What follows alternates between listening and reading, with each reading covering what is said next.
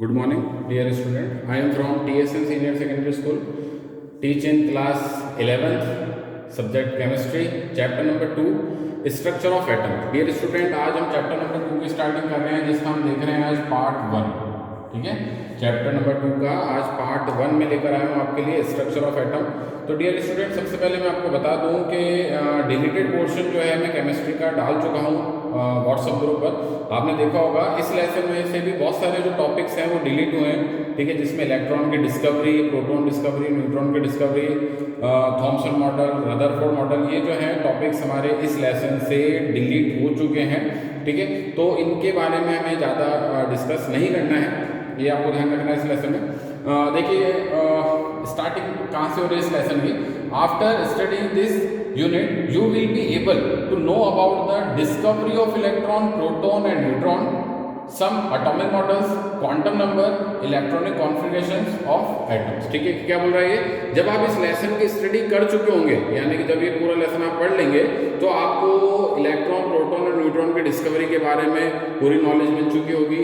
कुछ atomic models जो हैं उनकी भी आपको नॉलेज हो जाएगी.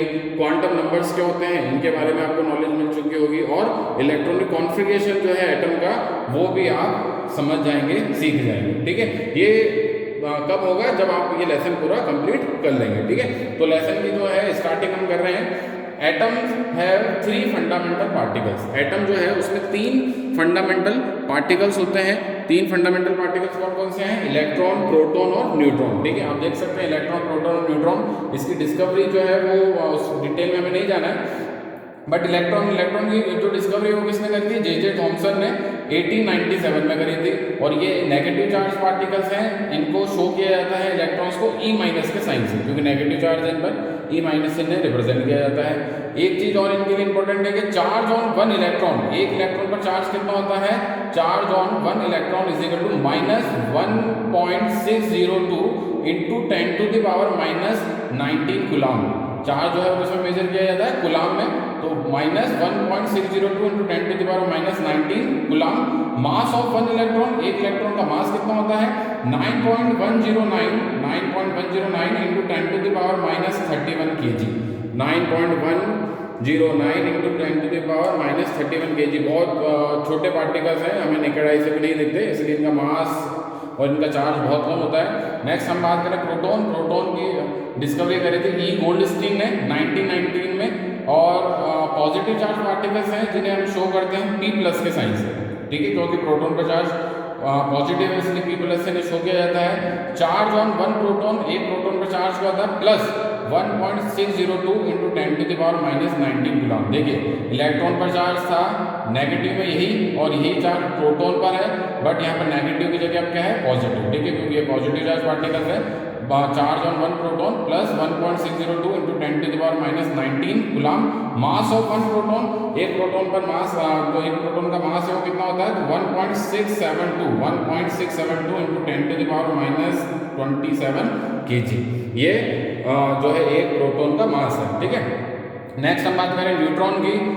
जेम्स चैडविक ने इसकी डिस्कवरी करी थी. जेम्स चैडविक ने 1932 में. न्यूट्रल पार्टिकल्स हैं और इन्हें शो किया जाता है N0 के साइन से. ठीक है, N0 मतलब कोई भी चार्ज इन पर नहीं होता, पॉजिटिव भी नहीं है ना नेगेटिव है, न्यूट्रल नहीं है.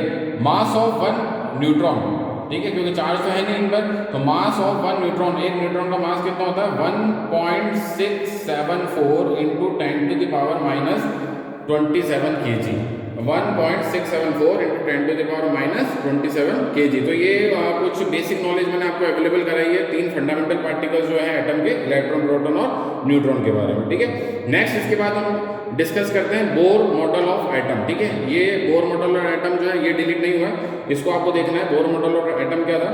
According to him atom is a stable thing and electron revolve around the nucleus without losing its energy. ठीक है, क्या बोल रहा है ये? इस थ्योरी के अकॉर्डिंग एटम जो है एक स्टेबल थिंग है.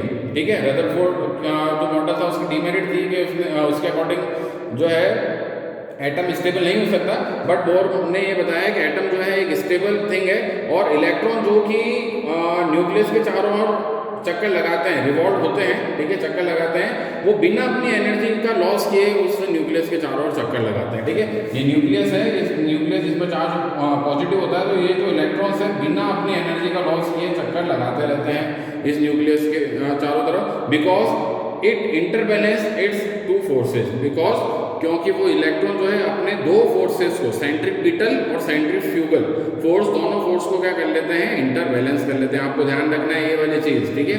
दो फोर्सेस जो होते हैं, सेंट्रीपिटल फोर्स और सेंट्रीफ्यूगल फोर्स, इन दोनों फोर्सेस को इंटरबैलेंस कर लेते हैं। इस वजह से इलेक्ट्रॉन जो है न्यूक्लियस के चारों ओर चक्कर लगा सकते हैं बिना अपनी एनर्जी का लॉस किए। यही था main point bore atomic theory के, ठीक है। बात समझ में आ गया। नेक्स्ट मैं इसके बाद स्लाइड चेंज करता हूँ यहाँ पे। नेक्स्ट तो देखिए dear student, James Maxwell 1870 suggests that when electrically charged particles move under acceleration, alternating electrical and magnetical fields are produced। क्या बोला इसने, जेम्स मैक्सवेल, बहुत अच्छी थ्योरी थी इसकी भी, 1870 में जो एक थ्योरी आई थी, इसके अकॉर्डिंग अगर कोई इलेक्ट्रिकल चार्ज पार्टिकल जो है वो मूव कर रहा है, ठीक है, मूव कर रहा है, तो उसमें इलेक्ट्रिकल और मैग्नेटिकल फील्ड दोनों ही जनरेट हो जाएंगे। वो चार्ज पार्टिकल में इलेक्ट्रिकल और मैग्नेटिक फील्ड दोनों ही जनरेट हो जाएंगे। These fields are transmitted in the form of waves, और इन्हीं फील्ड्स को हम किसके फॉर्म में नाम देते हैं, वेव्स की फॉर्म में नाम देते हैं, कॉल्ड इलेक्ट्रोमैग्नेटिक वेव्स। क्या बोलते हैं इन दोनों फील्ड को मिलाकर, इलेक्ट्रिक फील्ड और मैग्नेटिक फील्ड दोनों को मिलाकर हम क्या बोलते हैं, इलेक्ट्रोमैग्नेटिक वेव्स और इलेक्ट्रोमैग्नेटिक रेडिएशंस। इलेक्ट्रोमैग्नेटिक वेव्स और इलेक्ट्रोमैग्नेटिक रेडिएशंस, देखिए जैसे मैंने यहाँ पर बनाया भी है, ये आपको एक चीज जो दोनों के लिए ध्यान रखनी है, इलेक्ट्रिक फील्ड और मैग्नेटिक फील्ड के लिए, कि इलेक्ट्रिक और मैग्नेटिक फील्ड दोनों एक दूसरे के परपेंडिकुलर होते हैं, ठीक है, दोनों एक दूसरे से 90 डिग्री पर चलती हैं ये वेव्स, ठीक है, ये आपको ध्यान रखना है। यहाँ पर नोट देखिए मैंने यहाँ पर दिया है, the electric and magnetic field components of an electromagnetic wave have the same wavelength, ठीक है। ये जो इलेक्ट्रिक कंपोनेंट, इलेक्ट्रिक कंपोनेंट है आपका, इलेक्ट्रिक फील्ड कंपोनेंट और मैग्नेटिक फील्ड कंपोनेंट, दोनों की वेवलेंथ सेम होती है, फ्रीक्वेंसी सेम होती है, और स्पीड जो और एम्पलीट्यूड जो है वो भी सेम होता है। But they vibrate in two mutually perpendicular planes, but ये दोनों जो वाइब्रेट करती है, इलेक्ट्रिक फील्ड वेव्स और मैग्नेटिक फील्ड वेव्स, ये दोनों अलग अलग परपेंडिकुलर पाथ में वाइब्रेट करती है, ठीक है। इनकी वेवलेंथ, इनकी फ्रीक्वेंसी, इनकी स्पीड और इनका एम्पलीट्यूड तो सेम होता है, बट ये जो है परपेंडिकुलर वाइब्रेट करती है, ये आपको ध्यान रखना है। नेक्स्ट इसके बाद, it is now well established that there are many type of electromagnetic radiations which differ from one another in the form of wavelength and make a electromagnetic spectrum, ठीक है। तो अगर हम ये सोच रहे हैं कि इलेक्ट्रोमैग्नेटिक रेडिएशंस एक ही टाइप की होती है, तो ऐसा नहीं है। इलेक्ट्रोमैग्नेटिक रेडिएशंस बहुत सारे टाइप की हैं, और सबको हमने किसके बेस पर अलग किया है, डिफरेंट, उनके बीच में किस चीज का डिफरेंस होता है, वेवलेंथ को उनमें डिफरेंस होता है। और जब इन सारी रेडिएशंस को एक साथ मिला देते हैं, सारी इलेक्ट्रोमैग्नेटिक रेडिएशंस को हम एक साथ मिला देते हैं, तो इससे क्या बनता है, इलेक्ट्रोमैग्नेटिक स्पेक्ट्रम बनता है, ठीक है।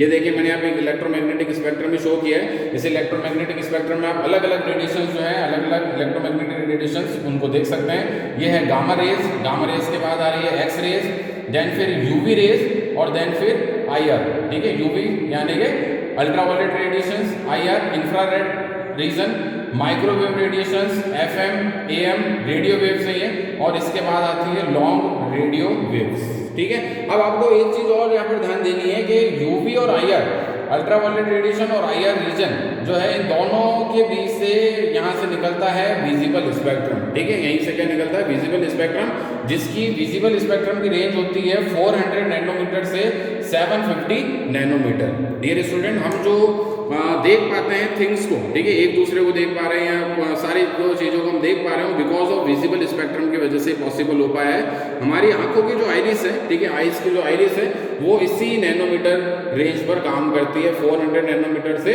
750 नैनोमीटर, और हम विजिबल स्पेक्ट्रम में ही सिर्फ देख पाते हैं, ये आपको ध्यान रखना है। तो डियर स्टूडेंट, आज की वीडियो में मैंने आपको एक बेसिक नॉलेज दी, इलेक्ट्रोमैग्नेटिक रेडिएशंस क्या होती है, इलेक्ट्रोमैग्नेटिक स्पेक्ट्रम क्या है, ठीक है, और कुछ हमने इलेक्ट्रॉन, प्रोटॉन और न्यूट्रॉन जो है इनके बारे में कुछ स्टडी करें, इनका चार्ज देखा, इनका मास हमने देखा।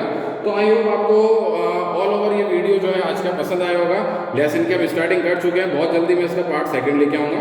तब तक के लिए थैंक यू सो मच।